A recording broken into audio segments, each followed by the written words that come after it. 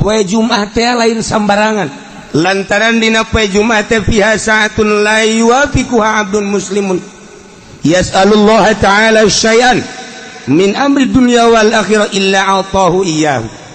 Ku Gusti Allah di jero poe Jumat teh aya hiji jam, aya hiji waktu anu teu pati ngakuran manusia seorang muslim di jero eta waktu kemudian menta baik urusan dunia maupun urusan akhirat langsung bakal dibere ku Gusti Allah. Tinggal jamna jam sabaraha teu dibejakeun ku Kangjeng Nabi.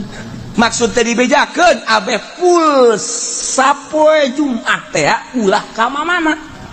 Mentak diprediksi mungkin bae waktu ijabahna teh sabada azan Jumat. Cik sakaol sabada salat sunah, cik sakaol mah memeh imam naik ka mimbar, cik sakaol mah antara khutbah dua, cik sakaol mah beres khutbah kedua memeh dilaksanakan salat Jumat, cik sakaol mah ta salat Jumat, cik sakaol deui mah jam hiji, cik sakaol deui mah bada asar, cik sakaol deui mah memeh adzan maghrib.